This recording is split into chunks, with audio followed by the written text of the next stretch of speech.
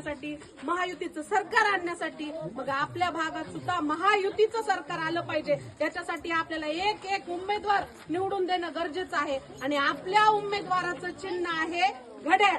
1 नंबरला घड्याळाचं चिन्ह आहे आपल्या उमेदवाराचं, म्हणजे आदरणीय प्रकाशदादा सोळंकी यांचं. तुम्हाला सगळ्या लाडकी बहीणचे पैसे आलेत का? किती? तुम्ही लय लवकर सांगितलं, म्हणजे तुम्हाला माहिती वाटतं किती आले ते. त्यांच्या पैशावर डोळे ठेवू नका तुम्ही.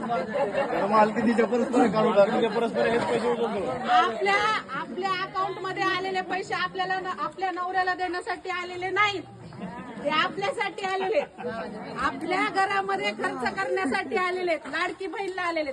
बघा, आता देशाचा पंतप्रधान, राज्याचा मुख्यमंत्री हा तुमचा लाडका भाऊ झालेला आहे. म्हणजे तुमचा वट किती वाढलाय की तुमचा भाऊ आज देशाचा पंतप्रधान आहे, देशाचा मुख्यमंत्री आहे. म्हणजे आज तुम्ही तुमच्या म्हणजे माझ्या दाजींना सुद्धा म्हणू शकते मी की तुम्ही त्यांच्या डोळ्यावर पैसे ठेवायचे, पैशावर डोळा ठेवायचा नाहीये म्हणून. म्हणजे अशा गोष्टी आहेत. मला सांगण्याचा उद्देश हा आहे की हे महायुती सरकार हे महिलांना प्राधान्य देणारं सरकार आहे, महिलांसाठी योजना आणणारं सरकार आहे. महिलांसाठी अनेक योजना या सरकारने आधीच्या काळात पण आणलेल्या आहेत आणि आता पण आणली आहे. ही लाडकी बहीणची योजना नंतर पूर्ण लाडक्या बहिणी आणि लाडके दाजी पूर्ण अख्ख्या महाराष्ट्रामध्ये झालेले आहेत.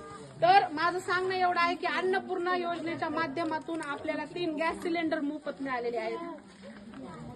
त्याचप्रमाणे उज्ज्वलासारखी योजना राबवलेली आहे.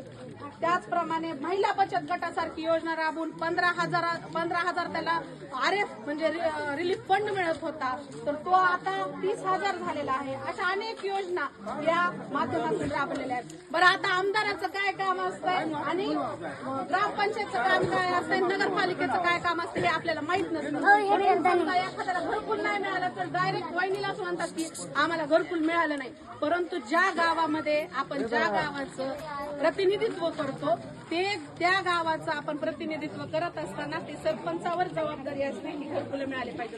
पण आता असंही नाही की सरपंच सगळ्यांनाच घरकुल देऊ शकतो. एक त्याचा क्रायटेरिया असतो, त्या क्रायटेरिया जो मत बसेल त्याला ते घरकुल मिळतं आणि नंतर राहिलेल्या ह्याच्यामध्ये सुद्धा सगळ्यांना घरकुल मिळणार आहेत. सगळ्यांना घरकुल मिळण्याच्या माध्यमातूनच सगळे काम करत आहेत आणि वेगवेगळ्या अशा योजना